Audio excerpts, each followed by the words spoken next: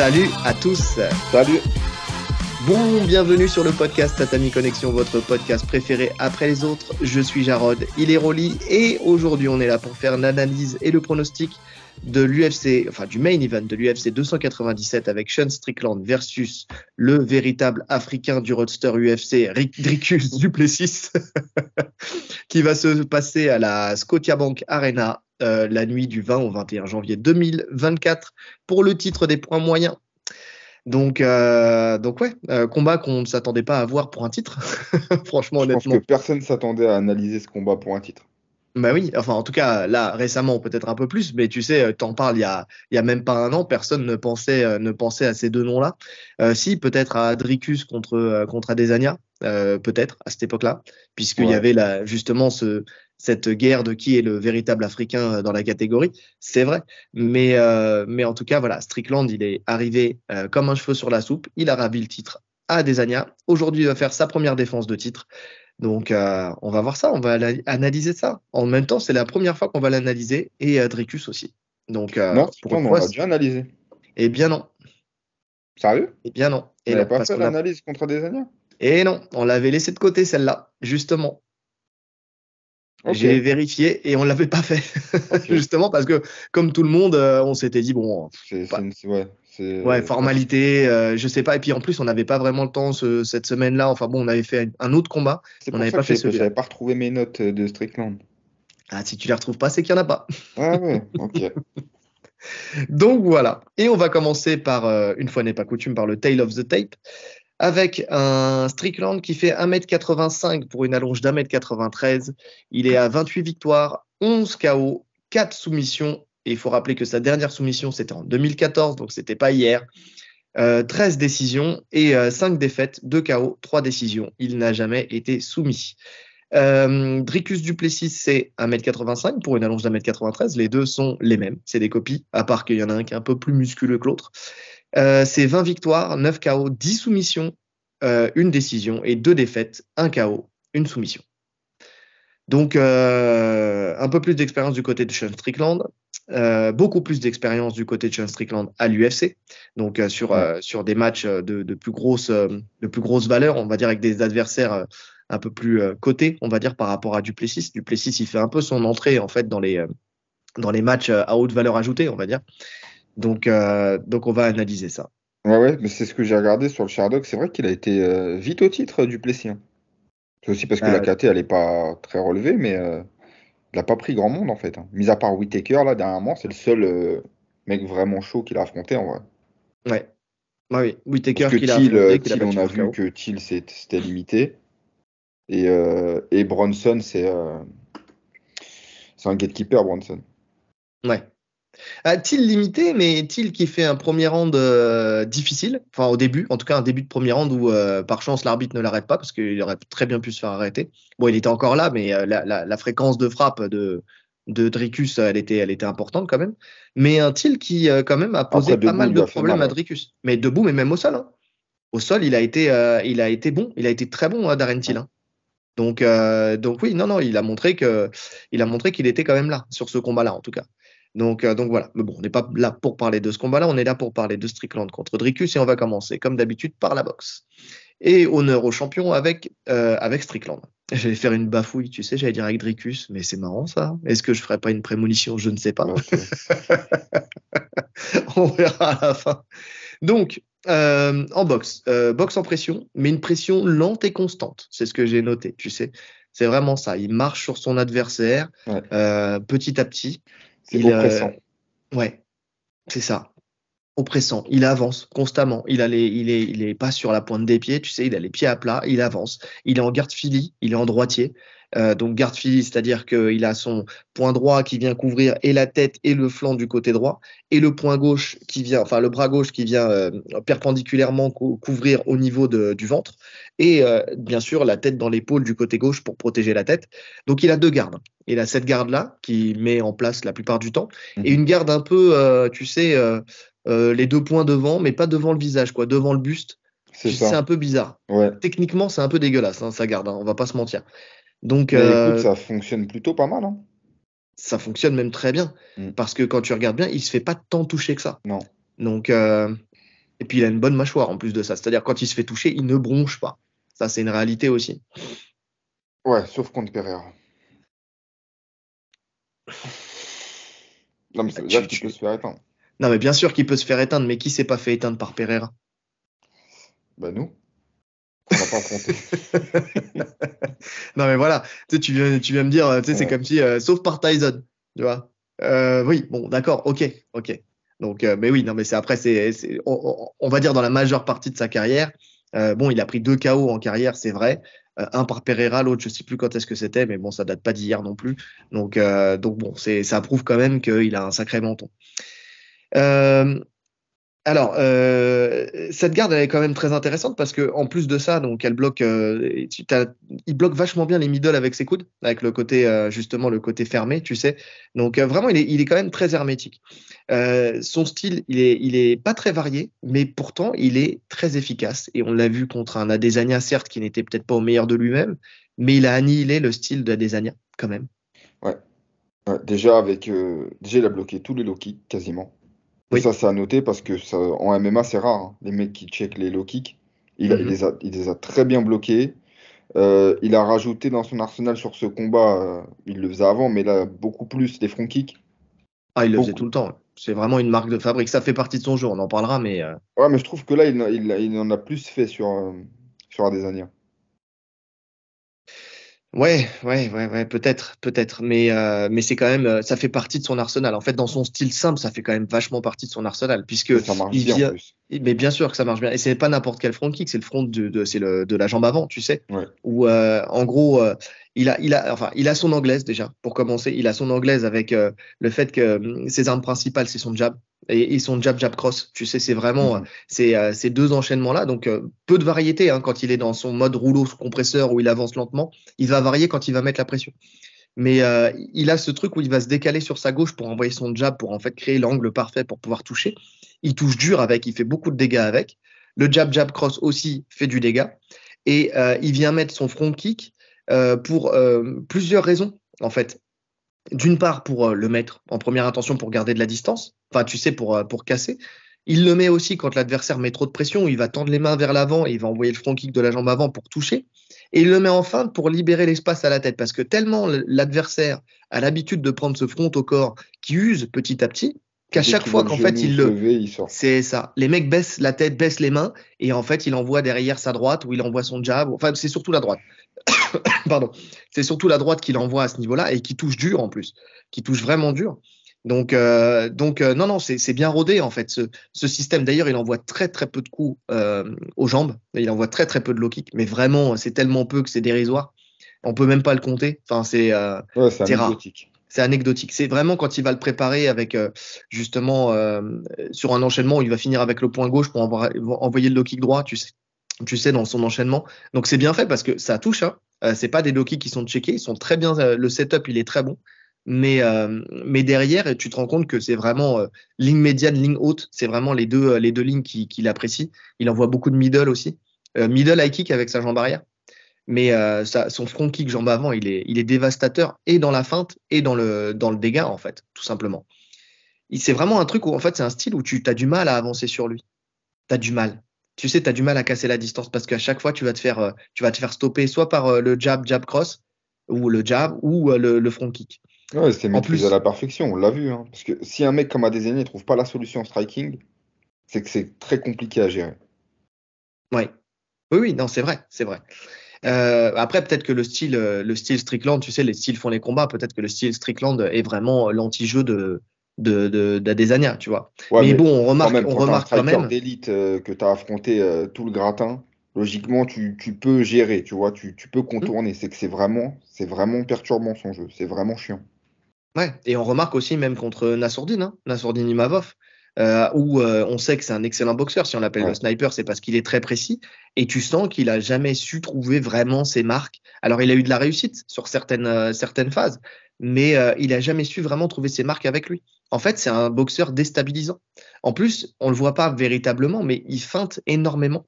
Alors, c'est des petites feintes, mais qu'il fait très bien. Déjà, il a cette feinte de l'épaule, tu sais, comme il est en garde Philly, tu sais, il Mhm. avance un peu son épaule comme ça, tu vois, il met des petits coups d'épaule pour feinter son jab, tu sais, ou alors avec sa main, tu vois. Il fait un petit mouvement avec sa main pour que tu saches pas vraiment quand ça part, et puis d'un coup, boum, il va partir.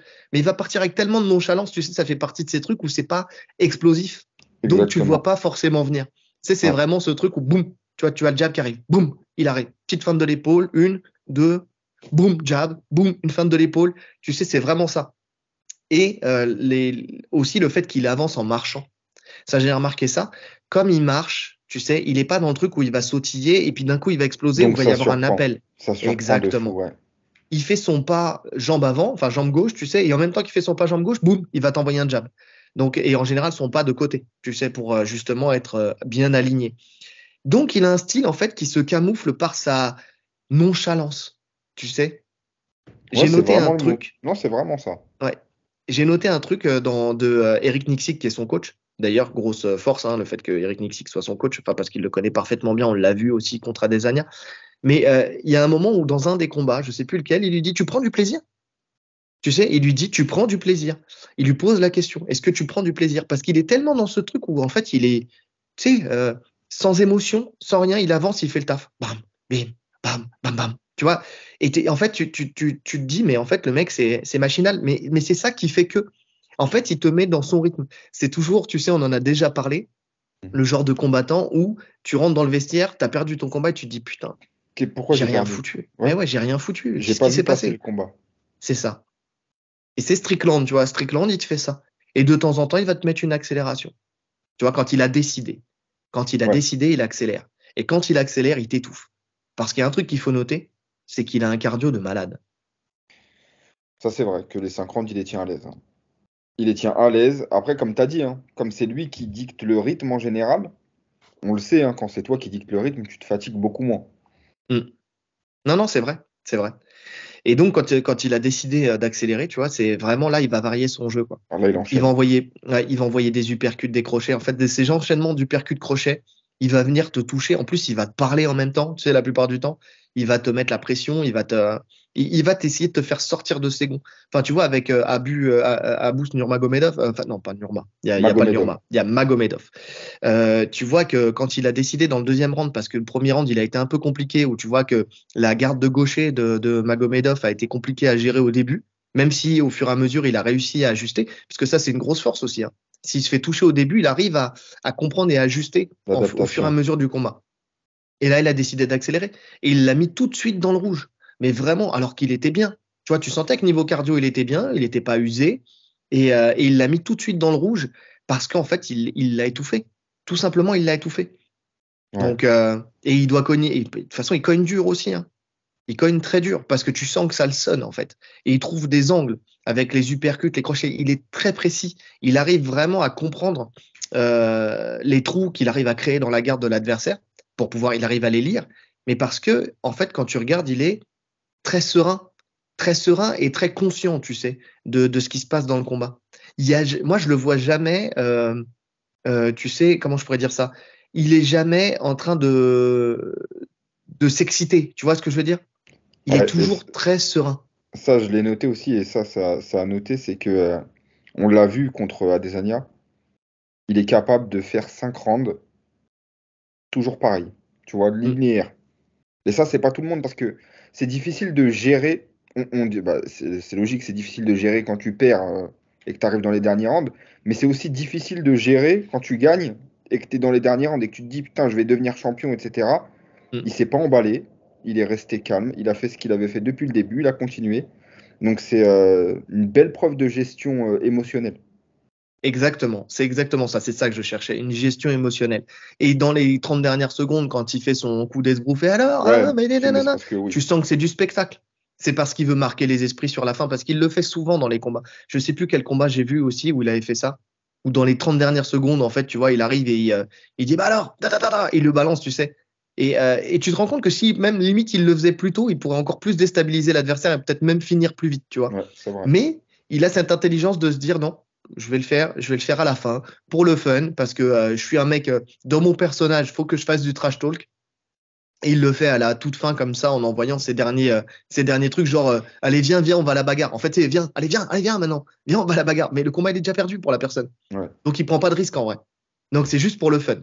Non il est vraiment très bon là-dessus. Il est très compose très focus sur son combat du début à la fin. Et il a l'expérience des 5 rounds. Il a fait j'ai remarqué là en faisant l'analyse il a fait énormément de 5 rounds en fait. Bah déjà sur tous ses derniers combats quasiment. Ouais. Mais ça, c'est une grosse force pour lui parce que niveau cardio, on verra tout à l'heure avec Duplessis, c'est pas la même chose. Hein. C'est pas du tout la même chose. En défense, lui, il a plusieurs moyens de se défendre. Alors, on l'a dit tout à l'heure, hein, il va tendre les bras, soit un bras, soit deux bras, tu sais, mais il va défendre très très loin. Alors, chose qui normalement est un truc de débutant, hein, tu sais, de venir tendre les bras comme ça pour en fait, parce que tu veux pas te faire frapper, donc tu tends les bras, mais en général, c'est pas bon parce que ta garde, elle est loin de ton visage. Mais lui a réussi à le masteriser ce truc-là. Tu sais, comme s'il avait adopté un truc en débutant, qu'il a réussi en fait à masteriser au fur et à mesure du temps. Tu vois, il en a fait son propre style. Donc il va tendre pour bloquer les coups loin de lui en fait. Ou alors il va reculer et il va finir en circulaire. Tu vois, il va sortir de l'axe. Et ça, il le fait très très bien pour se remettre après sur la marche avant. En fait, il n'a pas peur de reculer pour mieux revenir. Ça aussi. Tu sais, ça montre aussi son côté focus, tu sais, et son côté non émotionnel. C'est-à-dire qu'il va pas chercher à avancer parce que mon style c'est d'avancer, donc il faut que j'avance quoi qu'il arrive, je reculerai jamais. Non, il n'a pas peur de reculer, de partir, de faire un petit arc de cercle, et puis ensuite de se remettre dans sa marche avant, tranquille, et il recommence. Boum, boum, boum, boum, et il enchaîne. Sinon, il utilise aussi les retraits de tête, beaucoup. Il va pas esquiver, il va pas faire des esquives où il va faire des esquives circulaires. C'est ça. Il recule, il tend le bras. Tu vois, c'est vraiment ça. Il y a pas de souci là-dessus. Et après, voilà, il réenclenche en fait. En fait, tout ce qu'il veut, c'est pouvoir réenclencher rapidement.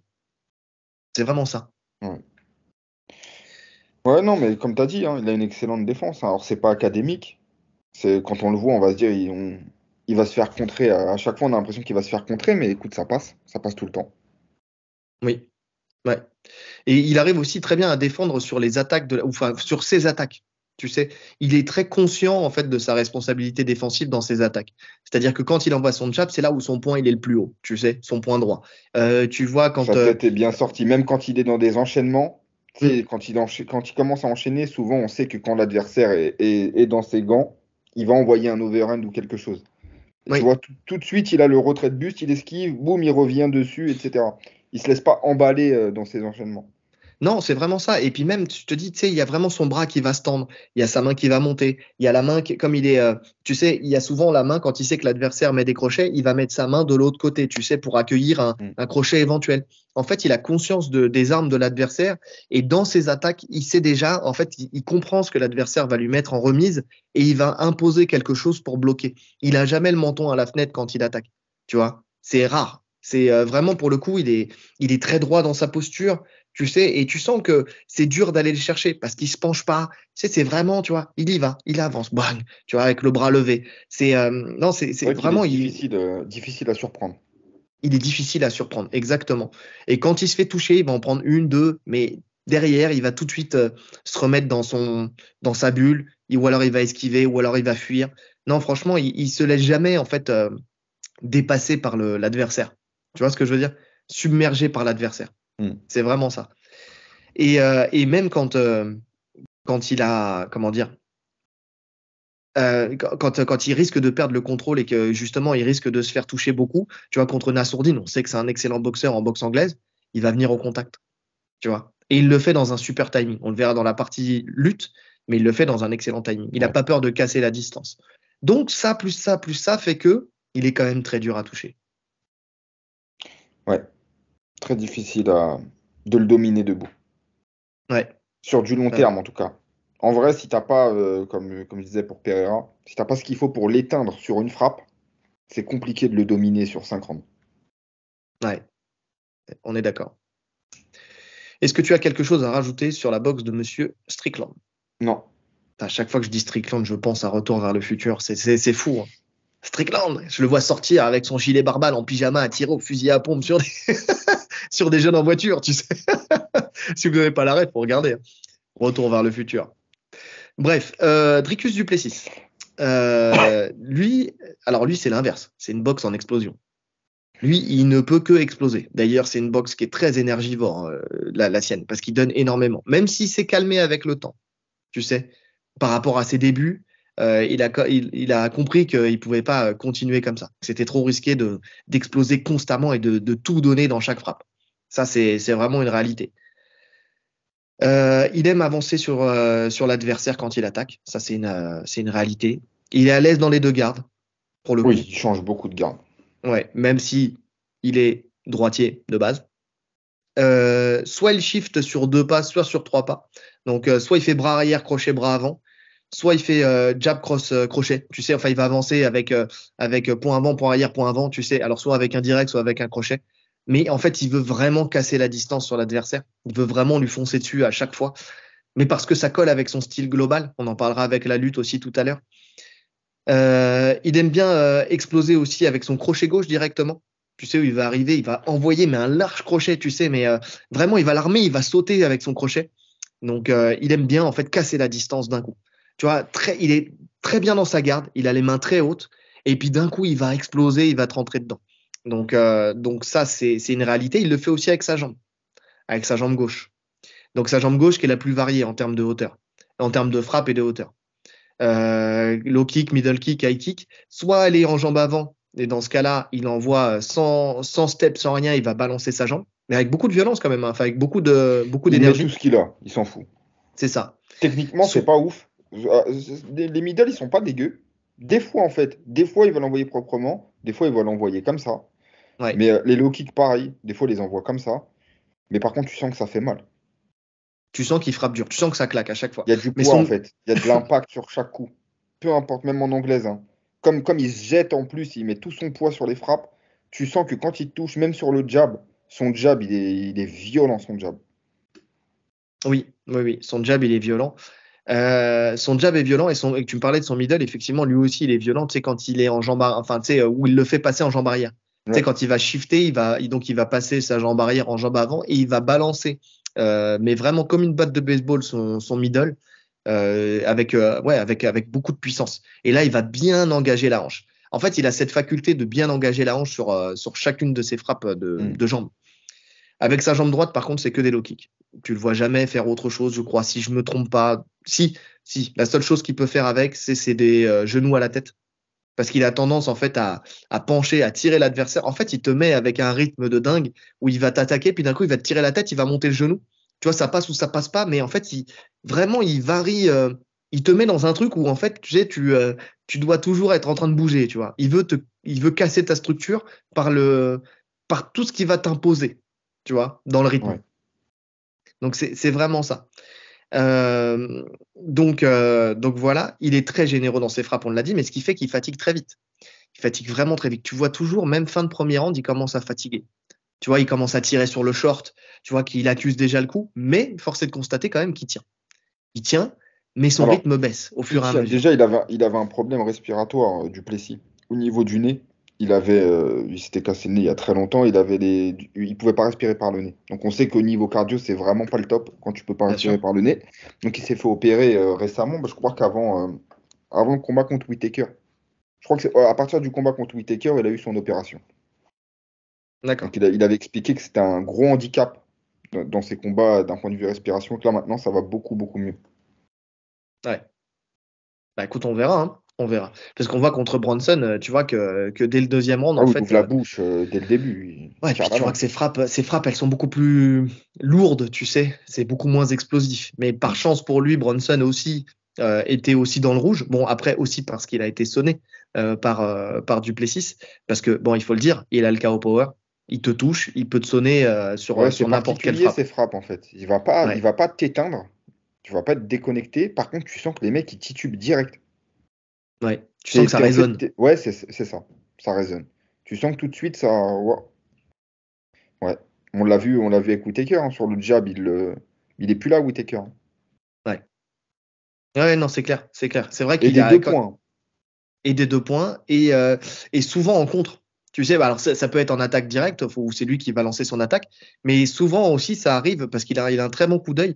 J'ai en mémoire, je sais plus le nom de l'adversaire parce que c'était en début de carrière, où le mec essaye de faire un coup de poing retourné et en fait dans le coup de poing retourné, il arrive à le choper derrière l'oreille. Tu sais, au moment où l'autre se lance, boum, il lui met un crochet du gauche derrière l'oreille et tu vois l'autre qui tombe à plat ventre complètement, quoi. Donc il a quand même un. Alors je sais pas si c'est un bon coup d'œil ou si c'est de bons réflexes.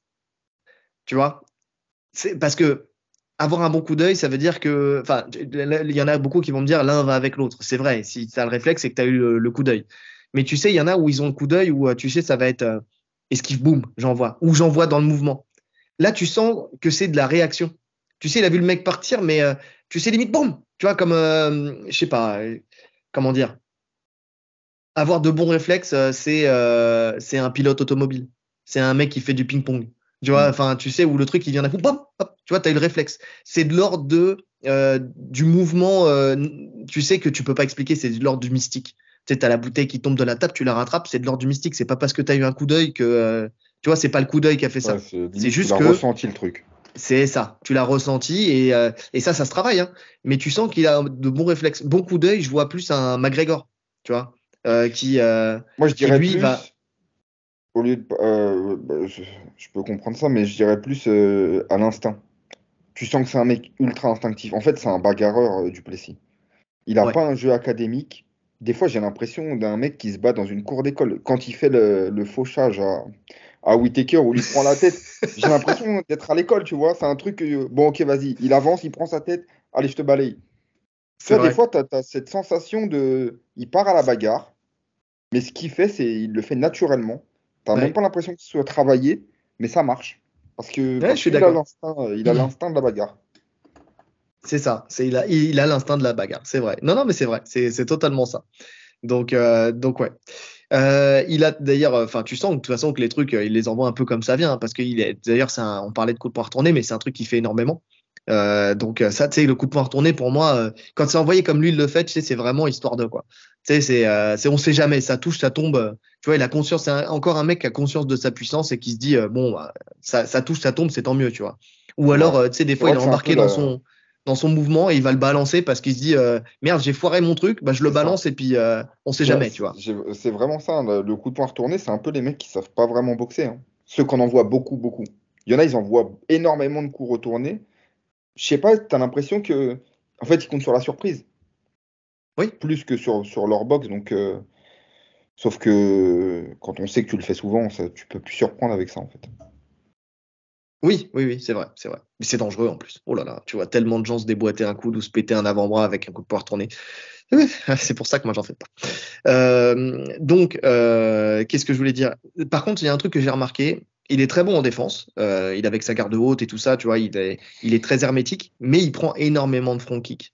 Tu sais, comme il avance beaucoup, je crois que c'était contre Benavidez, si je me trompe pas, où il y a plein de fois où il le stoppe avec le front kick, justement de la jambe avant, où vraiment tu sais, il y a même un moment où il le fait tomber parce qu'il le prend directement dans son action. Et avec un mec comme Strickland qui met beaucoup de front kick, tu vois, je pense que ça va être une arme à mettre en place contre Duplessis. Ouais, ouais, ouais, je suis d'accord. Et de toute façon, ce serait logique parce que où il est le moins bon, c'est quand il recule du Plessis. Ouais. Bah, de toute façon, dans ce combat, hein, celui qui arrivera à gagner le combat de la marche avant, il gagne le combat pour moi. Euh, Non, Il mais prend de toute l'avantage en façon, tout cas. il prend l'avantage. Oui, non, mais on n'est Il pas prend d'accord. l'avantage, ouais. On a parlé en off, on n'est pas d'accord. Donc, Il prendra l'avantage. il prendra l'avantage, effectivement. Est-ce que tu as quelque chose à rajouter? Non. Non? Pour ce combat. Allez, je te laisse entamer les hostilités. Pour ce combat qui a l'avantage en boxe,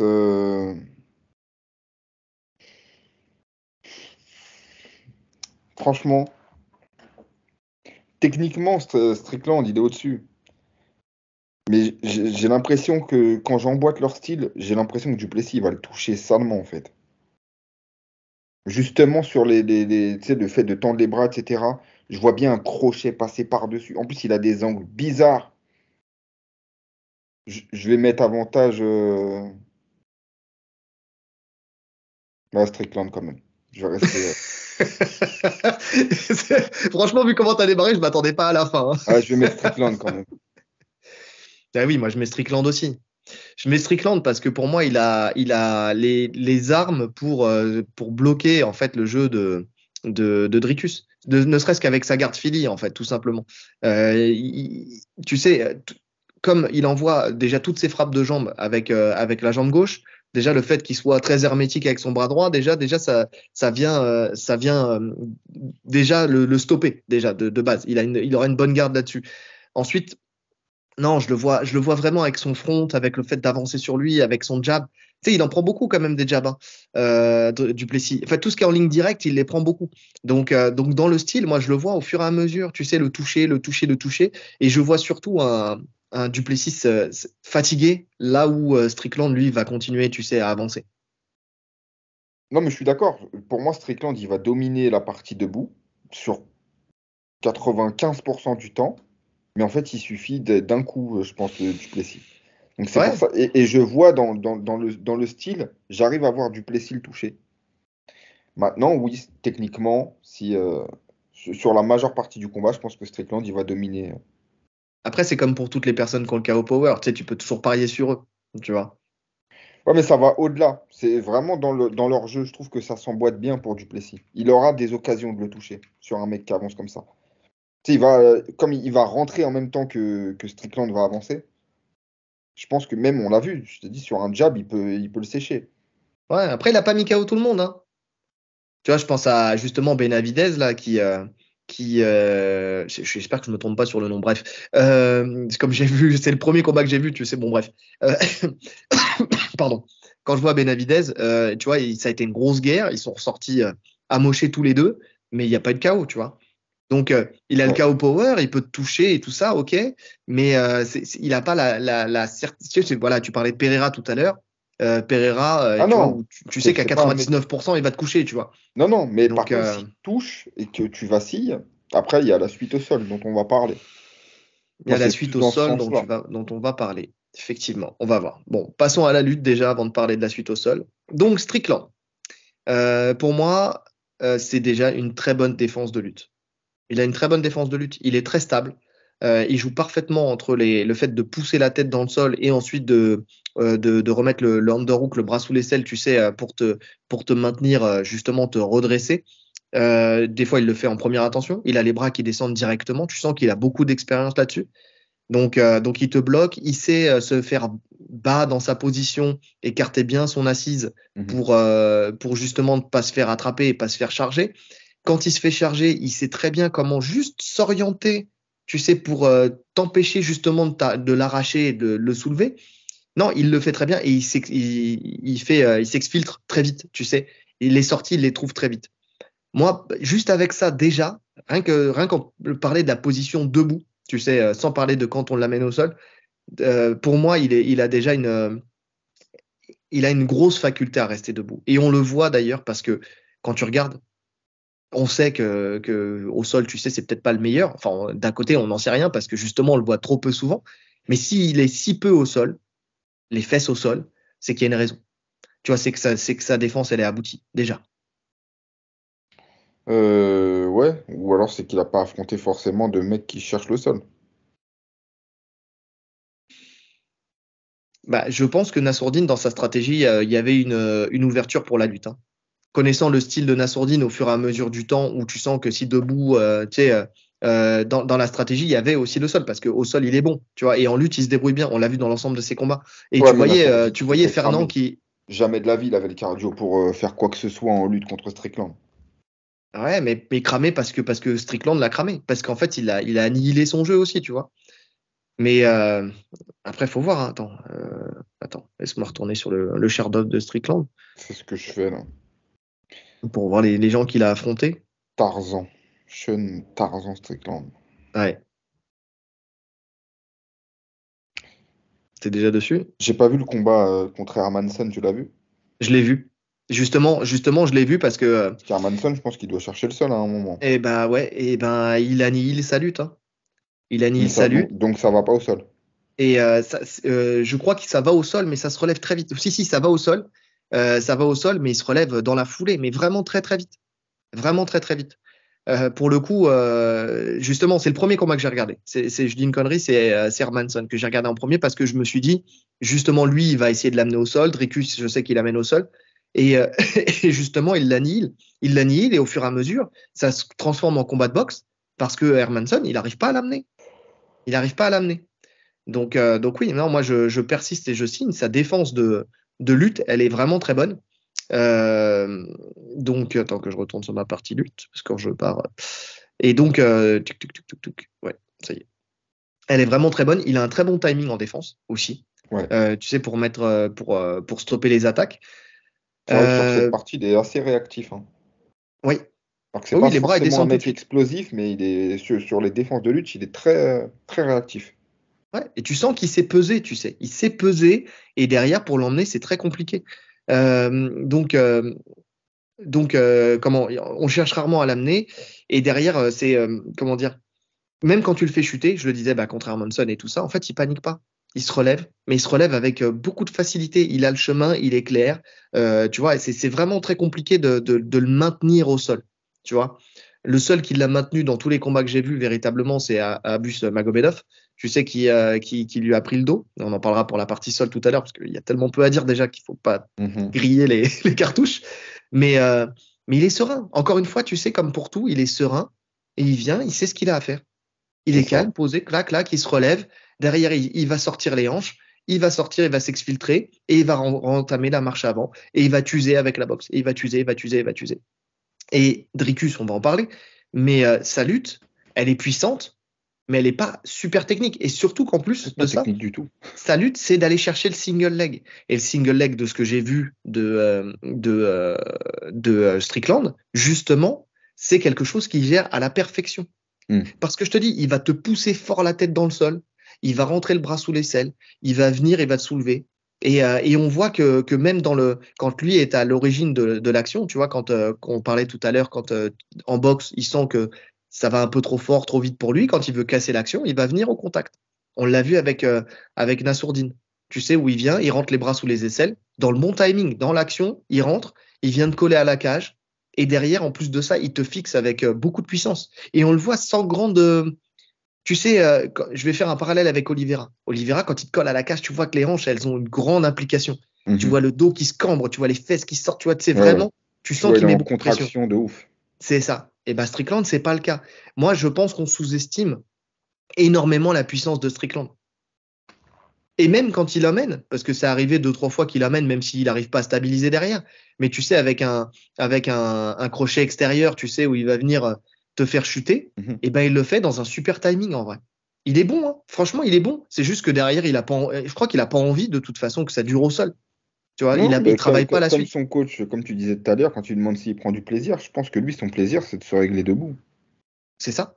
Dans tous Et les c'est de cas, parce gagner. qu'il aurait pu tenter le sol contre Pereira. Tu vois, la Hmm. stratégie, ça aurait pu être ça. Non, tu sens que le mec, peu importe ce qui va se passer, il va rester debout. Ouais. Ah ouais. Bah, tu sais, quand à partir du moment où tu as un mec qui dit je veux tuer quelqu'un dans la cage, c'est pas en l'étranglant que tu vas. Enfin, si tu peux, mais c'est plutôt debout. Tu sais, ils veulent frapper jusqu'à le tuer. Tu vois ce que je veux dire? Ouais. Donc, et puis, tu sais, quand tu le vois contre Orlando Sanchez, Oui. tu vois, et ben, mine de rien, le mec, il est vachement plus balèze que lui. Alors, effectivement, il lui pète le coude à chaque fois et tout ça, mais tu sens quand même qu'il est solide pour combattre debout, en tout cas contre lui, à l'époque déjà.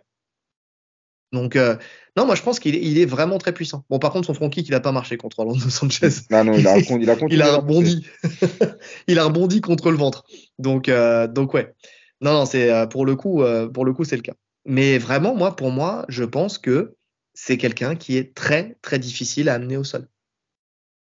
Comme tu as dit, c'est quelqu'un qui a le chemin, en fait. Et ça va avec ce qu'on disait sur la partie striking. Il est structuré psychologiquement. Ça veut dire il panique jamais. Il sait quoi faire. Il met ses sorties en place.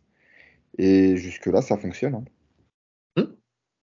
Puis n'oublions pas qu'il vient quand même de l'extrême couture. Aussi. Donc club qui est Randy Couture, hein, on va pas se mentir, l'accent il est mis quand même sur la lutte. Donc il doit avoir de très bons lutteurs dans l'académie. Et je pense que de toute façon, il a une expérience qui fait que aussi. Hein. Attends, ça fait combien de temps? Moi, je l'ai vu à l'UFC il y a 20 ans.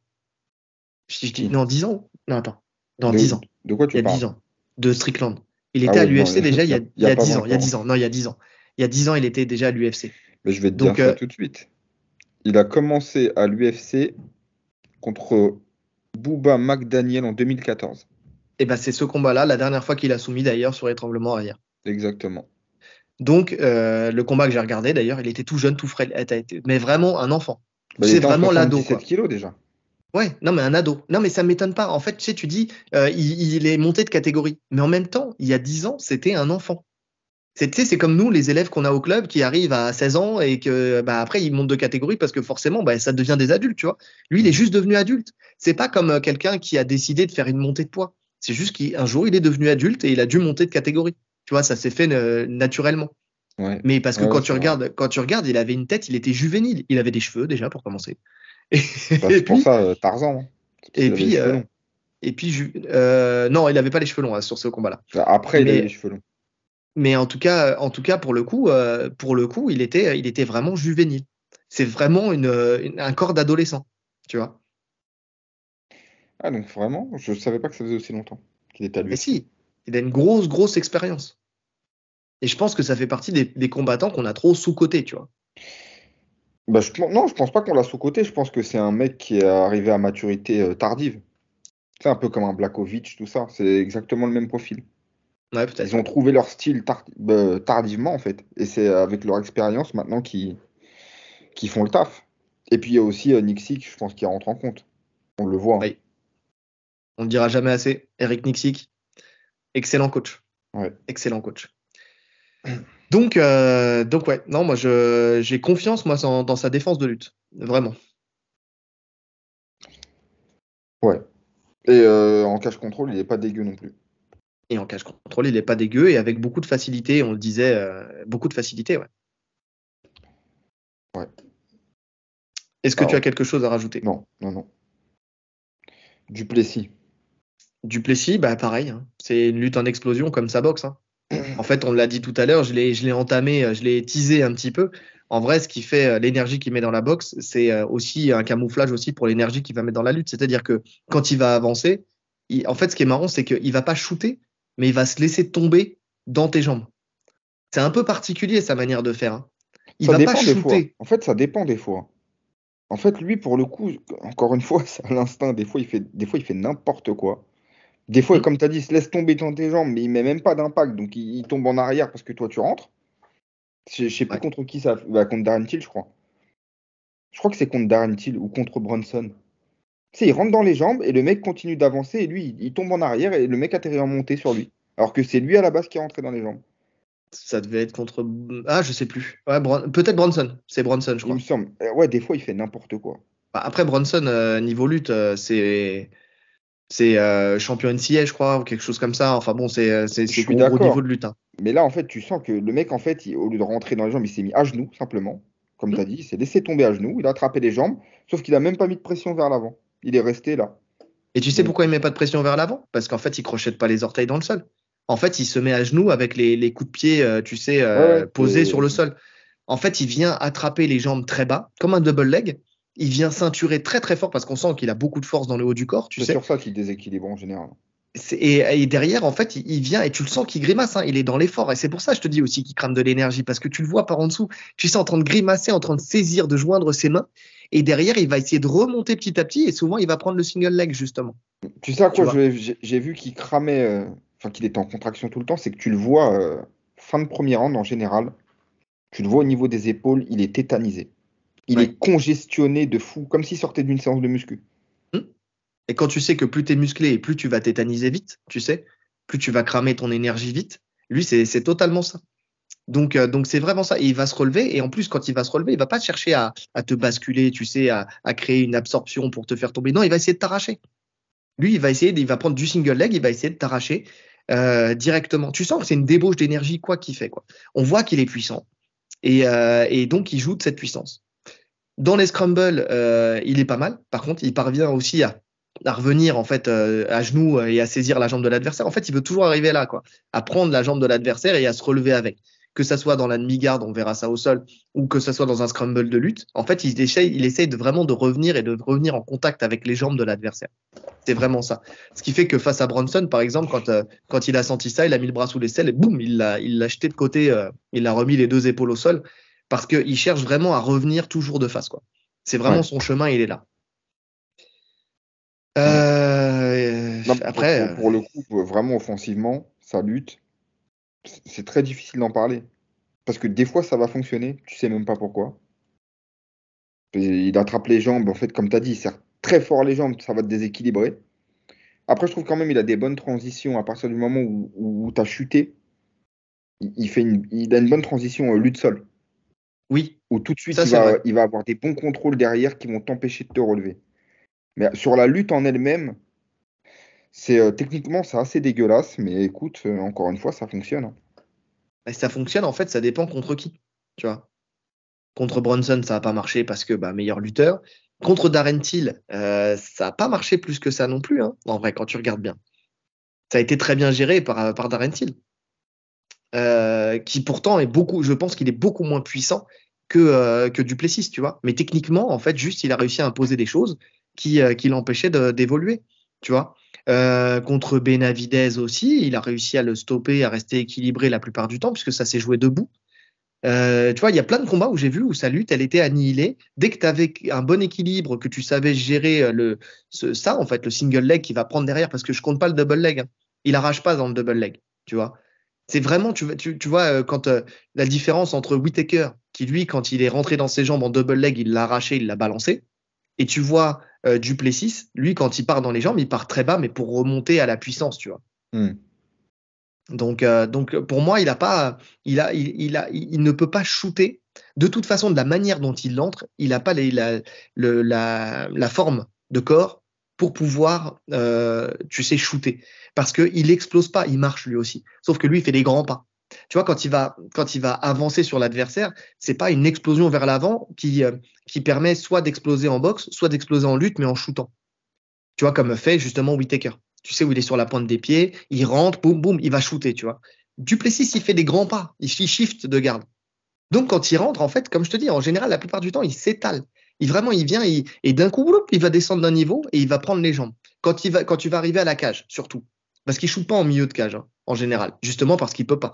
Il va venir à la cage et il va te coller à la cage, il va prendre les jambes, il va remonter, il va prendre le single leg. C'est vraiment, c'est une lutte qui ne marche que parce qu'on est en MMA, parce qu'il y a une cage. Tu vois, tu lui fais faire une compétition de grappling, je suis pas sûr qu'il Non, emmène les adversaires au sol, tu vois. non, ça c'est sûr. C'est la réflexion que je me suis faite quand je regardais ses combats. Je me disais, il a une lutte qui est adaptée au MMA, tu vois. Tu sens le boxeur qui s'est mis, parce que je sais pas pourquoi, mais j'ai cru comprendre qu'il avait combattu en K1 et tout ça, donc c'est quand même un boxeur, Duplessis. Hein. Il a combattu Et, en K1. et bah écoute, c'est ce que j'ai cru entendre, j'ai entendu Daniel Cormier parler de ça. Et je l'ai entendu Ok. sur 2 combats, qu'il avait eu un passif dans le kickboxing. Et donc, tu sens que c'est le boxeur qui s'est mis à la lutte et qui jouit de sa puissance, en fait, tout simplement. Donc, c'est pour ça, tu vois, je sais pas ce que tu as à rajouter sur sa lutte. Et défensivement, c'est pas fou non plus. Hein. Quand tu rentres dans ses jambes, c'est pas fou. Hein. Ouais. Après, j'en ai pas parlé parce que, bon, il y aura peu de chances que ça arrive. Il y a peu de Mais chances oui, que ça arrive. Ouais. Mais non, tu vois, contre Bronson, tente une roulade dégueulasse sur un single leg. Je sais pas si tu l'as vu. je me souviens Et plus. Bronson En fait, il prend le faut single revoir. leg et lui, il part en roulade. Tu sais, à la Oui, Ferguson. oui, oui. Et quand Whittaker il rentre dans ses jambes, il tente une guillotine. Mais il n'y a pas vraiment de défense. Tu vois, c'est pas structuré comme un Strickland. Ouais. Après, la guillotine, il a raison de la tenter parce qu'il a beaucoup de réussite. Enfin, tu vois, quand j'ai regardé sur les soumissions qu'il a mis, c'est étranglement arrière et c'est guillotine, la majeure partie de ses soumissions. Et contre Bronson, je voulais le dire après, mais là, t'en parles, donc je le dis maintenant. Regardez ce combat. Duplessis-Bronson, si vous aimez le scramble, si vous aimez le sol, si vous aimez la lutte, franchement, rien que pour le premier round déjà, parce il se finit au deuxième, mais pour le premier round, franchement, c'est un combat fun à regarder. J'ai pris beaucoup de plaisir à le regarder. Ouais, Mais c'est il se pas passe dégueu. beaucoup de choses dedans, sur ce combat-là. Donc ouais, non, c'est pas mal. Et puis le travail de Bronson, super intéressant aussi. Donc voilà. Mais oui, oui, oui, non, non, mais c'est pour ça. Moi, je te dis, c'est pas si ouf que ça, tu vois. On fait pour ce combat. Ou tu as Ouais. quelque chose à rajouter? Non, non, justement. Pour ce combat, moi, je vois Strickland dominer, ne pas par le côté lutte offensive, mais sur le côté lutte défensive. Pour moi, il va stopper sa lutte. Pour moi, il va stopper sa lutte. J'ai du mal à le voir. Alors, il va peut-être le faire tomber une fois, mais pour moi, il va se relever. Je pense qu'il va se relever. Et derrière, déjà, faut-il pouvoir le faire tomber déjà de base? Je vais peut-être me tromper, hein, mais à l'analyse, c'est ce que je vois. Moi, je le vois le faire tomber. Je sais pas comment, d'une manière dégueulasse, mais je le vois le faire tomber. Mais si Je c'est le... dégueulasse, tu le vois garder le contrôle derrière? Ouais. Ouais, je pense qu'il peut garder le contrôle. Je sais pas, il dégage un truc. J'ai l'impression que. Je sais pas, je le vois réussir à l'amener. Ouais. T'as regardé quel combat de Dricus quand t'as fait ton analyse? Till, Bronson, Whittaker. Les derniers. Ok. Ah, moi, je suis remonté un peu plus loin. J'ai regardé un peu. J'en ai regardé plusieurs hein, de Dricus. Comme bah, tu sais, c'est pas quelqu'un qu'on a suivi particulièrement, donc j'ai repris un peu plus loin aussi. J'ai pas regardé tous ses combats, mais presque à l'UFC. Et ouais, pour moi, contre Thiel, de toute façon, tu vois que il a de quoi le stopper, tu vois. Ce qui fait il l'a à la fin au sol véritablement, c'est quand il le sonne, en fait, juste avant. Sinon, techniquement, avant de le sonner, il n'arrive pas véritablement à le contrôler, à l'amener et tout ça. Enfin, tu vois, Thiel a les armes alors qu'ils sont différentes de celles de Strickland, mais pour stopper son avancée en lutte et au sol. Bronson, de toute façon, niveau lutte, on sait qu'il est au-dessus. Ouais, c'était Ça, il n'y a pas compliqué. photo. Et Whittaker, donc il l'amène au sol une fois, bah, justement sur ce fameux fauchage, tu sais, à l'arrache. Donc oui, effectivement, il arrive à l'amener. Mais tu sens qu'entre les deux, il y a un déficit de puissance pour Whittaker qui est énorme. Ouais, je suis d'accord. Donc, je Mais sais pas, je le techniquement, trouve pas. logiquement, Whittaker, il sait tout gérer. Ouais, il s'est pas Parce que relevé, mais en même temps, c'est un des upsets de l'année, Whittaker Duplessis. Hein. bien Il y a sûr, bien sûr. personne qui pouvait prévoir ça. Hein. Oh oui, non, mais on est d'accord, on est d'accord. Mais derrière, tu sens que c'est que de la puissance. Enfin, on va en parler après avec le niveau sol. Mais tu vois, par exemple, quand il passe la garde de Whittaker, c'est dégueulasse. Il lui Ah, met une grosse oui, pression, il prend la jambe, il arrache. Tu c'est vois, il arrache tout. dégueulasse. Ouais, Comme quasiment tout ce qu'il fait. Mais ça oui. marche. Mais en même temps, Whittaker est beaucoup plus frêle que Strickland, je pense. Tu vois. Ce qui fait sa force à Whittaker, c'est son explosivité, sa technique, sa précision. Tu vois, il a compensé en fait le manque de force par d'autres choses. Tu vois. Moi, je pense Bon. à niveau de puissance égal, je pense que le déficit technique de Duplessis, il va gommer en fait ce qu'il est capable de faire. Un niveau de puissance égale, t'as dit? Ouais. Ah, Pour moi, Strickland, moi, je vois Duplessis beaucoup plus puissant que Strickland. c'est là où on n'est pas d'accord en fait dans ce combat-là. Parce que pour moi, je pense que Strickland, tu sais, du fait qu'il ne fait pas étalage de sa puissance, je crois qu'on ne prend pas conscience de la puissance qu'il a. Je pense qu'il est Non, extrêmement puissant. c'est possible. Ça, on le verra que dans la cage. C'est ça. En fait, c'est la grosse inconnue. Mais pour moi, quand on va arriver sur une phase de lutte, il va très très bien gérer. Il va arriver, il va le tasser, il va lui pousser la tête très fort, rentrer le bras sous l'aisselle, comme il fait avec les autres. Il va venir, et même si jamais il arrive à l'amener, et encore faut-il l'arracher. Hein. Quand tu regardes tous ceux qui ont essayé de l'arracher, honnêtement, il arrivait toujours en fait à juste prendre le petit angle pour faire en sorte que tu ne puisses pas charger en fait l'ensemble du corps. En fait, tu prends que la jambe. Et derrière, Hmm. bras sous l'aisselle, clac, il sort, il s'exfiltre. Ouais. À Écoute, voir. moi, je donne l'avantage à Dricus. Ok. Donc toi, Dricus, moi, Strickland. Ouais. Donc on va voir. Ah, j'ai hâte de voir ce combat. Finalement, tu sais, je te jure, j'ai hâte de voir ce combat. Vraiment. Partie sol. Strickland. Donc on le voit très rarement au sol, on va pas se mentir. Justement parce que il défend très bien la lutte. Voire presque jamais. J'ai regardé beaucoup de ses combats. J'ai vraiment essayé de trouver des combats où tu le vois au sol. Et honnêtement, À part il y a très longtemps et c'est Ça pas remonte. significatif, tu Ça vois. remonte. Sinon, tu le vois pas. Il défend très bien les amenés, il se relève très vite. Alors, il y a avec Magomedov, avec Abus Magomedov, où il se fait prendre le dos. Donc, suite à l'amener au sol, c'est le seul qui l'a amené véritablement là récemment. Et tu vois, en fait, il est très serein. Tu le vois très calmement, il est arrivé. Et c'est là où je te dis qu'à mon avis, il a une puissance de malade. Il vient, il se fait prendre le dos. Il prend le bras, batte de baseball, deux mains sur une main. Il passe le bras de l'autre côté de la tête. Il se Il se remet face tourne. à lui et il se relève. Et ça y est, salut. Très calme, très serein. Et je pense que Magomedov, je pense qu'il est bon au sol, tu vois. Vu sa transition, vu comment il a réussi à lui prendre le dos et tout ça. Déjà à l'amener, déjà et lui prendre le dos. Et il vient, tac, tac, tac, il se relève, tac, tranquille, tranquille. Et je te dis, je sais plus contre qui c'était, où il se fait amener, bah, contre Hermanson. Euh, il se fait amener, hop, tac, il se relève très rapidement. Il se met, il se colle à la cage, il se relève, il sait gonfler le dos là où il faut. Enfin, tu vois, il sait juste faire en sorte que tu ne puisses pas toi t'installer dans ton jeu pour pouvoir continuer à le contrôler. Ah, c'est Il vient, ça. il se relève. Le sol de Strickland, il se résume à ça. Il sait parfaitement se relever. Ouais. Il va pas Et à le chercher à maintenir. travailler au sol. Et pour le maintenir au sol, c'est très compliqué. Ouais. C'est vraiment ça.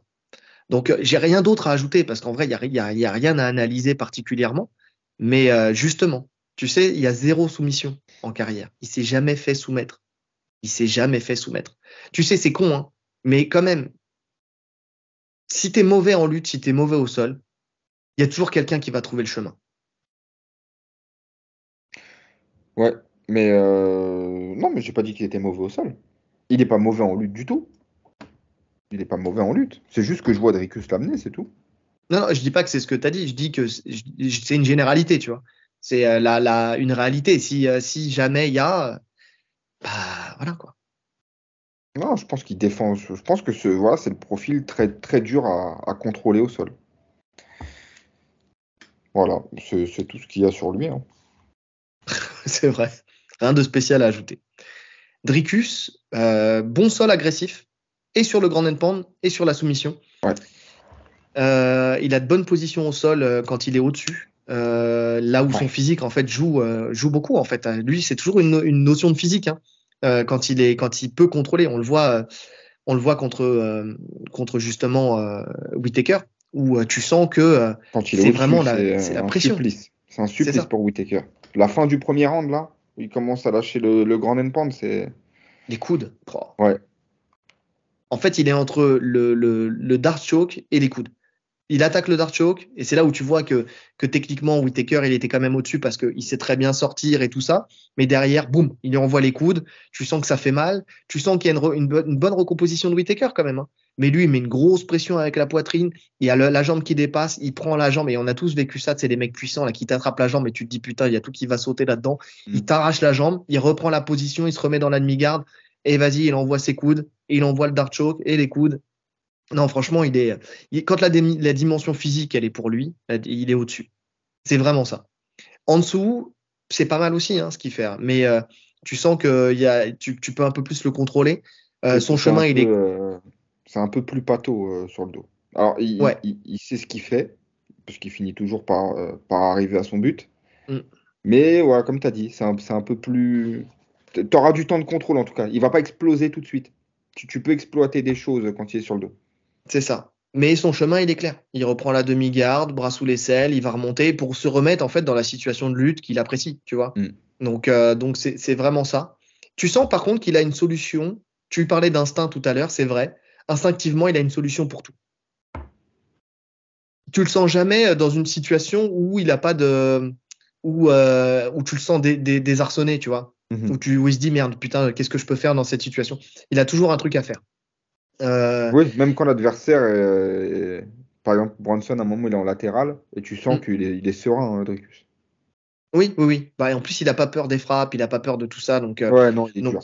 Les ouais, deux, de toute façon, là, on est sur un profil de deux mecs qui sont durs. oui, oui, oui. Donc c'est ça. Et puis il sait prendre des opportunités de clé, même si il sait que ça va pas aboutir forcément. Pardon, Je pense à la queue de mais cheville. à la Kimura de cheville, ouais, qu'il Ouais. a utilisé plusieurs fois, Darren Till, et puis aussi Bronson. contre Bronson, qui attaque le talon, et lui, en défense, il prend la Kimura de cheville. D'ailleurs, talon sur les mecs comme, attaquer le talon sur des mecs comme lui, Tu sais, tu sens que c'est une galère. Bon, après, Bronson, je pense qu'il gère pas la clé de talon. Parce que Alors, déjà, il Bronson, l'a il pris gère dans le pas la creux clé du de coude. talon. Et Dricus, il gère pas la Kimura de cheville. Non, non. Tu sens qu'il fait mal parce que voilà, il est puissant. Mais tu sens que, ouais, effectivement, il n'a pas les contrôles pour pouvoir la faire, quoi. Non, C'est, franchement, tu sens qu'il n'y avait aucun contrôle déjà au niveau des jambes. Parce ouais, qu'il pouvait tourner, Chill, il pouvait tourner, tourner, tourner. ouais. Et même, tu sens qu'il n'y a pas la rotation de la cheville. Je sais pas, c'était très bizarre. Non, c'est La que cheville que était. en puissance. Ouais, il y avait. Ouais, comme tu as dit. Tu dois sentir Après, une tension. ça fait Ouais. mal parce qu'il a gardé la jambe tendue, tu sais, de Thiel. Thiel, tu sens qu'il souffre parce que alors, ce qu'il faut savoir, c'est que la kimura de cheville, si tu veux faire taper au niveau de la cheville, il faut que tu plies la jambe de l'adversaire. Sinon, Maintenant, c'est gênant. quand la jambe, elle est tendue, c'est effectivement, que tu serres fort la jambe, c'est le genou. On avait Missip au club qui faisait ça. Lui qui partait avec la jambe tendue sur la Mm. kimura de cheville, et là, c'est tes ligaments qui prennent cher. Donc effectivement, c'est ce qu'il a fait. C'est pour ça aussi il s'est pas amusé à tourner plus que ça, qu'il a essayé de plutôt, en fait, sortir son genou. Son but, il était intelligent de Darren Till, hein. C'était de sortir la ligne de genou pour pouvoir ensuite pouvoir sortir de la clé. C'était vraiment ça qu'il devait faire en priorité et c'était exactement ce qu'il fallait faire. Mais oui, contre Bronson, tu sens que voilà, il se fait attaquer en clé de talon. Alors, il défend bien la clé de talon, tu sais, il rentre bien le talon et tout ça. Après, Bronson, l'erreur qu'il fait, c'est qu'il prend la clé de talon dans le creux du coude. Il prend le talon dans le creux du coude. C'est pas ce qu'il faut faire. C'est avec l'avant-bras, c'est avec le poignet. Enfin, poignet, moitié de l'avant-bras, quoi. La Tu sais. tranche, ouais. Exactement, pour pouvoir avoir un vrai lock. Lui, quand tu viens dans le creux du coude, en fait, ça glisse dedans. Mais tu sens que, voilà, en réaction, bah, ok, j'attaque. En fait, plutôt que de sortir techniquement, encore une fois, il va attraper quelque chose de fort. Qu'est-ce qu'il y a devant lui? Le pied, il prend la kimura de cheville, il arrache tout, quoi. Donc, pour donner la crainte à Brunson, Et ça a fonctionné, qui hein. va pas s'installer. Et ça fonctionne. C'est vraiment ça. Donc, il trouve une solution qui est pas forcément la plus technique, mais qui quand même reste efficace. Tu vois? Tu sens l'intermédiaire en grappling. Tu vois, c'est pas un confirmé pour moi, c'est pas un débutant, c'est pas un confirmé, c'est un intermédiaire puissant et qui a un chemin clair quand même enfin, tu sais, qui a assez d'expérience quand même, le fait d'être intermédiaire pour trouver des solutions, tu sais, sur plusieurs situations. Tu sens qu'il est toujours quand même calme et serein. Ouais. Et tu sens qu'il cherche la soumission tout le temps. C'est ce genre de Ouais, mec, en fait. C'est le mec qui cherche la soumission tout le temps en grappe. Qui va ouais, c'est perdre ça. des combats parce qu'il va se faire passer la garde, etc. Mais au final, lui, son but, c'est uniquement de te soumettre. Bah, c'est de te finaliser, hein, soumettre Ouais. ou de te mettre KO de toute façon. Oui, parce qu'il a Donc, un ground ultra efficace, hein. ouais, ouais, ouais, ça c'est vrai. Et il sait très bien être assez stable pour pouvoir le mettre en place. Après, il se fraye bien un chemin vers le dos aussi. Alors, il y a des fois, il y a des positions, enfin, il prend des positions montées. Je me dis, mais comment ils ont fait pour laisser passer ça? Enfin, tu sais, bon, aussi, il y a eu des adversaires qui géraient pas bien, hein. Mais c'est vrai que son chemin vers le dos, il est propre pour essayer d'étrangler. Maintenant, c'est Darren Till, je crois, qui s'est fait prendre le dos. Il a quand même réussi à sortir. Mais en tout cas, ces deux soumissions, comme je l'ai dit tout à l'heure, c'est soit la guillotine, soit le rear naked choke, donc l'étranglement arrière. Quand tu regardes sa fiche, toutes les soumissions, tu en as une sur deux, c'est guillotine, RNC, guillotine, RNC, guillotine, RNC. C'est vraiment ça. Donc c'est un peu son style, mais plus il a avancé, et moins il a soumis. Encore une fois, comme d'habitude, hein. Soumettre quand tu es à un niveau bas, c'est facile, entre guillemets. Plus tu vas augmenter, plus tu vas monter dans le classement, et plus ça devient C'est, compliqué. ouais, ouais. Et c'est là où tu vois que le manque de technique va se ressentir, en fait. Ouais. Qu'est-ce qu'on en ajoute là-dessus? Eh ben, on ajoute que je donne l'avantage au sol à Dricus quand même. Et là, pour le coup, je suis d'accord. Après, parce que manque d'infos sur le sol de Strickland, hein, on ne sait pas. Donc, de base, on a vu plus pour Dricus. On voit qu'il a un style effectivement. En fait, on l'a vu en dessous. On le voit Ouais, gérer assez bien. ouais, Donc, j'ai du mal à voir, sauf s'il est sonné avant, hein. Mais s'il y a une phase où Strickland se retrouve au-dessus et que Dricus n'est pas sonné, je pense pas qu'il puisse le finir. Par contre, à l'inverse, si Dricus arrive à contrôler Strickland sur le dos, il nous a montré qu'il pouvait finir des gens. Qui faisait ouais. très mal. Après, vas-y, finis, pardon, excuse-moi. Non, non, j'ai fini. Qui faisait très mal, Euh, juste. euh, pour moi, Strickland, il ira pas au sol avec lui. On a des exemples de Strickland où s'il sent que c'est la merde au sol, tu vois, il te sonne, tu vas tomber et il va te dire, lève-toi, je te finis Bah debout. oui, ça serait très intelligent pour le coup. Mais c'est ce qu'il va faire parce que c'est ce qu'il a déjà fait. J'ai du mal à le voir finir en grand pound. Il finit pas en grand pound. Il finit ses adversaires debout. Lui, pour le coup, il préfère aller à la décision petit à petit, étape Mm. par étape, plutôt que de risquer d'aller en grande endpoint et de se retrouver dans un bourbier où il va se cramer de l'énergie, où il risque de tomber dans un piège ou quoi que ce soit. On parlait de son côté compose, de ses focus et tout ça, justement très dans la compréhension des risques du combat aussi. Hein. C'est vraiment ça en fait finalement. Donc si jamais il sonne Duplessis qui tombe au sol, il va lui faire debout, debout. On se relève et je te finis debout. C'est ce qui va se passer. Et c'est pour ça d'ailleurs qu'on n'a pas d'éléments sur lui au sol. Hein. Il va t'emmener, mais il va pas chercher à te contrôler, il va pas chercher plus que ça, quoi. Donc, euh, donc oui, mais bon, alors je mets Duplessis dessus, mais parce que juste on a plus d'éléments sur lui, quoi. C'est vraiment ça. Mais faut-il déjà l'amener? Les à côté. Le plus gros à côté de ce combat, c'est l'attaque de Duplessis sur l'enfance de Strickland. Maintenant, moi j'ai une question. C'est n'a-t-il pas cramé cette cartouche trop vite? Trop tôt dans leur histoire de combat? Si, moi je suis d'accord. Parce que j'ai entendu des interviews là, récentes de Strickland où justement ça lui a permis de s'ouvrir tout encore plus, de Mm. raconter encore plus en détail son enfance, etc. En plus, il a l'opinion publique avec lui, tu vois, Ouais. où tout le monde a dit que Dricus c'était un connard. Donc finalement, il en sort gagnant, Strickland, de cette histoire, sur tous les points. Même personnel, je pense que ça lui a fait du bien finalement de s'ouvrir et de raconter son histoire encore plus en profondeur. Donc je pense qu'il sera apaisé dans ce combat. Tu vois, c'est la carte émotionnelle pour le coup. Déjà, on a dit qu'il était imperméable à ça, mais là, je pense pas que ça aura un impact. Alors que Alors c'est s'il ce l'avait que surpris peut-être la veille du combat, tu vois, en lui mm. disant ça, là, ouais, ça aurait pu avoir un impact. Ça aurait pu le faire sortir. C'est ça, c'est ce que je me dis et j'ai assez confiance en Eric Nicksick pour l'avoir vu dans son coin, pour pouvoir justement le remettre focus, tu sais, sur le côté émotionnel justement de Strickland. Donc pour me dire que finalement ça aura peu d'impact. Alors par contre, à l'inverse, tu vois, tu sais le côté justement il a parce qu'on sait très bien que les combattants, tu sais, c'est leurs démons aussi qui les font justement combattre avec beaucoup d'énergie, de violence, de tout ce que tu veux, tu vois. Le fait qu'il justement peut-être ait été apaisé avec ça, tu sais, qu'il ait pu faire la paix avec ça, tu sais, j'ai peur que ça lui retire aussi peut-être son démon intérieur. Bon, après, je pense qu'il en faut plus que ça, tu vois. Je pense que c'est pas une thérapie non plus, une interview. Mais et puis surtout, ce qui me fait dire que ça sera peut-être pas le cas, c'est qu'il en avait déjà parlé. Parce que si Dricus parle de ça, c'est que c'était déjà Oui, bien sorti, il sûr. en avait Bien déjà sûr. parlé. Donc voilà. Mais je pense en tout cas qu'il a joué sa carte trop vite. Et je pense aussi que même quand ils se sont battus tu sais, les gradins, il n'y avait pas un côté émotionnel plus, puisque déjà Strickland, il a pris le temps de dire décalez-vous, je vais le taper. Tu vois, Je suis d'accord. tu Je suis vois ce que je d'accord. veux Pour dire? moi, c'était plus du show qu'autre chose, en vrai. C'est ça. Surtout que Strickland, il est là. Tu vois, il est devant lui. Et c'est pas Strickland qui le cherche, hein. Si C'est l'autre. c'était émotionnel, dès qu'il l'aurait vu, il y aurait sauté dessus. Hmm, Dès qu'il serait causé. Là, il attend que Dricus le provoque, etc. Il se retourne, ils se battent. Donc c'est non, ça. je pense pas que ça aura aucun impact. Et je pense au contraire que l'impact, il sera plus sur Dricus qui lui pense être entré dans la tête de Strickland et qui de se dire, hein, c'est facile de te faire sortir de ses gonds, donc il va jouer là-dessus. Et je pense que c'est une erreur stratégique. En tout cas, s'il ne se base que là-dessus, c'est une erreur stratégique. Parce que Ouais. quand il va se rendre compte qu'il va être face à un mur froid et glacial, bah derrière, t'as plus que tes compétences à toi, quoi. Tu n'as plus l'aspect psychologique. Ouais. Et après, mon deuxième à côté que je vois, pour ma part, hein, c'est le cardio de Duplessis sur 5 rounds.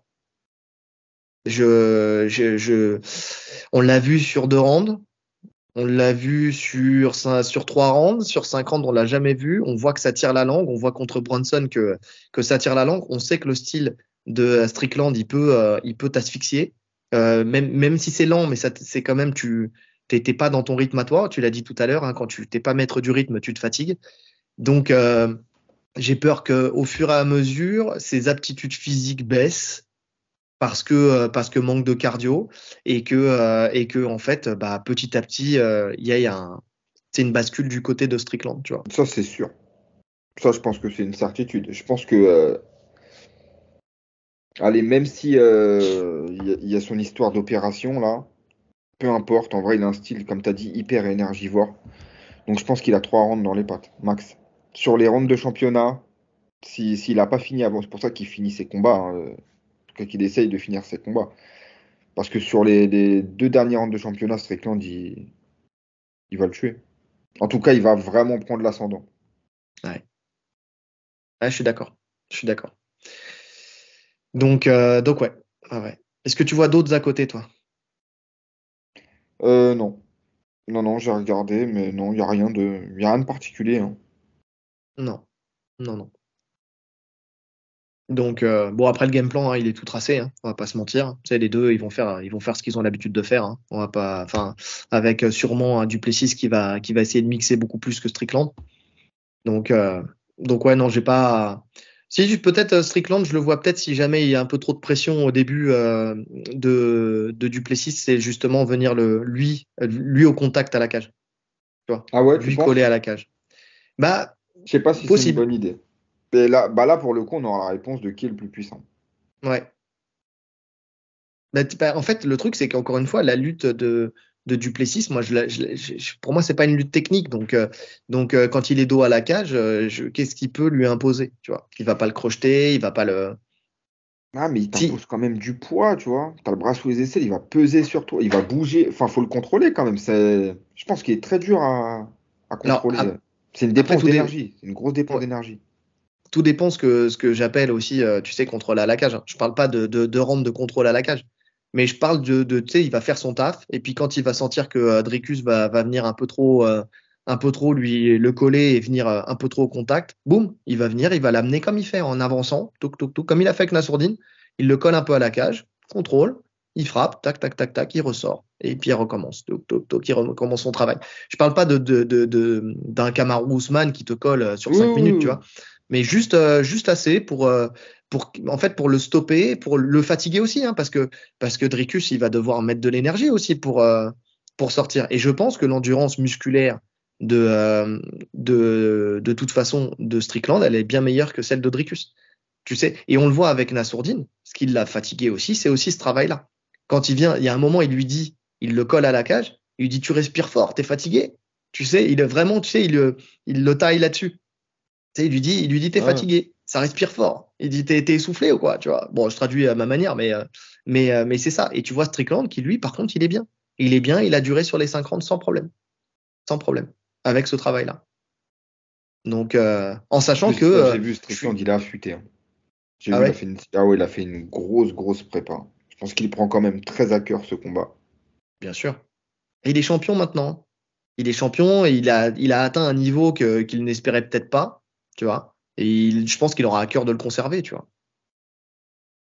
Ouais. Donc, à voir. À voir. Pronostic? Je te laisse commencer. Et bah, pour le coup, je vais parler en pourcentage. Tu fais Ouais. une Jarod. Je fais une Jarod. Moi, je vois ah non. Ah, c'est serré, hein. Franchement, je vois 55-45. Ah ouais? Putain, c'est 55 pas. pour Duplessis. Ouais, c'est ce que tu m'avais dit. Ouais, je le vois finaliser par TKO Strickland. Le Quel toucher round? debout. Bon, ça arrive tôt, hein. Si ça arrive tôt. Euh, Deuxième round. Ok. Ouais, deuxième round. Et sinon, Strickland? Sinon, Strickland a décision. Ok. Une fois n'est pas coutume, on n'est pas d'accord. Donc, moi, je vois déjà ça moins serré. Je vais dire un 65-45 avec, avec Strickland qui gagnerait par KO dans le 4 ou 5 65-45. ou 35. Bah, c'est Ouais, plutôt ça. oui. Ouais, ouais, ouais. Mais non, mais c'est ça. 65-35, j'ai bugué. Bref, on s'en fout. De toute façon, on s'en fout. On n'est pas là pour faire des maths, on est là pour Non, faire de bah oui. l'analyse. Donc voilà, non, j'ai bugué. Et moi, c'est moi qui apprends les maths à mon fils en plus. Quelle tristesse. Donc effectivement, Strickland, KO dans le 4 ou 5. Tu vois. Parce que je pense qu'une fois qu'il sera vraiment fatigué, il a de quoi le mettre KO. Maintenant, ce serait pas déconnant qu'il ait la décision aussi, hein. Mais bon, je me dis, voilà, pourquoi pas. Et le reste, je vois aussi Duplessis KO au round 2, en fait, de toute façon. Dans le premier round, je sais pas, j'ai du mal à le voir dans le premier round.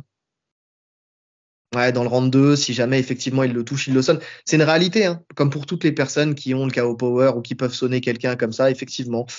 Il peut le sonner et puis ça peut être la fin du combat. Je dis pas le contraire. Mais bon, je sais pas. Je sais pas. Moi, je sais pas, je vois un Strickland qui a toutes les armes pour annihiler le jeu de Duplessis.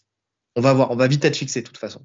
On va Moi, vite je le être vois fixé. vraiment sur un crochet quand il tend les bras, Strickland. Il y a un crochet qui va passer par-dessus. Et Ouais, mais il tend les bras. Il tend pas les bras comme ça, hein. Quand il tend les bras comme ça, c'est pour tenir les mains. Quand oui, il tend oui, les bras, il a le bras qui est légèrement de côté. Donc le crochet, ils ont la même allonge en vrai, hein. je suis J'ai du mal à d'accord. le voir percuter la tête Mais moi, je parce le qu'il vois vient assez bloquer ici, puissant. tu vois, Je le vois assez puissant justement pour percuter la tête. pour Je pense embarquer le bras et il va percuter la tête. embarquer le bras. Ouais. Je pense qu'il va embarquer le bras, il va le toucher. C'est exactement ce que je vois. Il va le faire tituber, il va enchaîner debout, ça va tomber et grand Tu le net. vois, tu le vois plus puissant qu'un canonnier? Duplessis, Ouais. c'est différent. J'aurais du mal à l'exprimer. Je pense qu'il frappe, je sais pas. Je pense qu'il frappe moins fort, c'est moins explosif en fait. Mais je pense qu'à l'impact, c'est différent. Je pense qu'il est plus puissant, ouais. Je pense Parce qu'il est que plus puissant. canonnier, c'est quand même. Ouais, c'est vrai qu'il va beaucoup à la décision, tu me diras. Parce que je suis sur sa fiche là, je Ouais. regardais. Il va beaucoup à la décision. Après, pour le coup, Canonier, il affronte que des monstres, hein. C'est ça aussi, tu vois. C'est vrai que, attends, je retourne dessus, mais j'arrête canonnier, Il a c'est affronté tout le Vettori, monde, c'est hein. Strickland, c'est Adesanya, c'est Bronson, c'est Gastelum. Mais tu vois, Bronson, tu vois, il l'a mis KO. Tu vois. Donc Duplessis mette KO Bronson, tu vois, enfin tu vois, c'est pas gage d'un mec tu vois, c'est pas le mec, oh jamais personne l'a mis KO, tu vois ce que je veux dire. Donc, mais sinon c'est Gastelum, ouais, Hermanson KO aussi, tu vois, Whittaker. Donc oui. Je sais pas, après bon, t'as Pereira. Fais voir, parce que ce qu'il faut voir, c'est Duplessis aussi, tu sais qui il a mis KO, quoi, tu vois, bon, Whittaker, Bah, ok. à l'UFC, pas Whittaker, grand ok. monde, hein. Bronson. Darren Till, c'est une soumission. Brad Tavares, ça va à la décision. Ça, c'était à l'UFC. Trevin Giles, KO, effectivement. Euh, Marcus Perez, bah, c'est Marcus Perez là, qui l'a pris derrière l'oreille.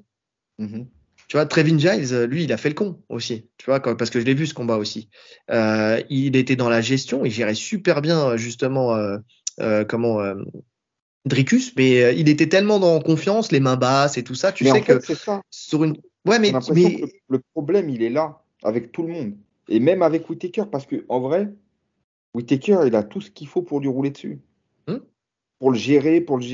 Mais j'ai l'impression que plus tu prends confiance, plus tu avances, plus tu commences à le toucher, plus c'est là que tu vas te faire contrer. Ouais, mais sauf que c'est pas le cas d'un. Tu vois, faut parier sur ça. Et le problème, c'est que pour l'instant, Strickland, il nous a prouvé que non, qu'il faisait pas ça. Tu vois, qu'il prenait pas la confiance, à part dans les 30 dernières secondes, quoi. Et encore, tu vois, c'est une confiance mesurée, tu vois. Et j'ai confiance en un Xic pour le garder dans ces rails-là, tu vois. De se dire, attention, le danger, il est là, du début à la fin. Ouais, Écoute, on va voir, on va voir, on va voir ça. on va voir ça.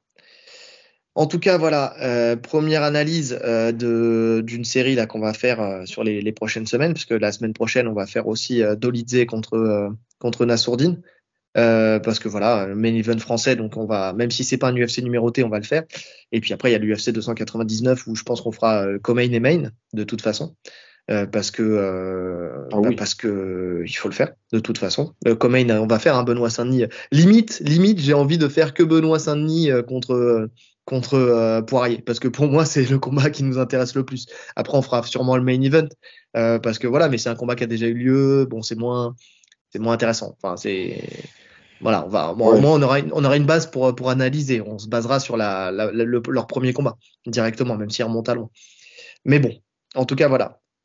Mais juste un petit big up, un petit remerciement avant de finir à Adèle parce que c'est vrai qu'on l'a pas remercié la dernière fois sur sur les personnes qui œuvrent dans l'ombre pour la qualité du podcast.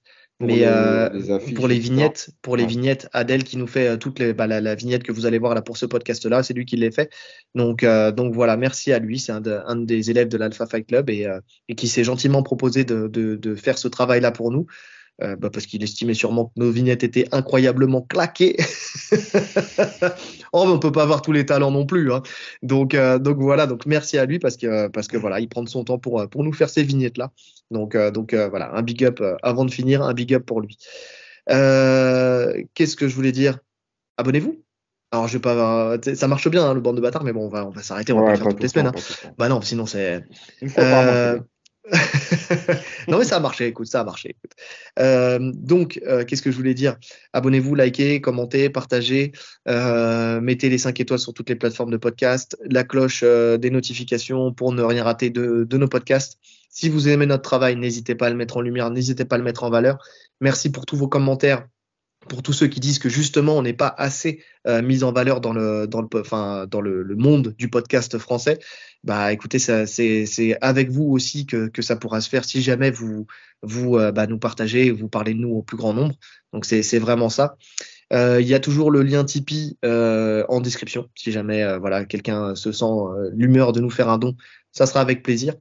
Et puis voilà, je pense qu'on a fait le tour. Qu'il nous reste plus qu'à vous souhaiter une bonne journée Ou une bonne soirée. en fonction de l'heure à laquelle vous nous écoutez. Allez, salut! Salut!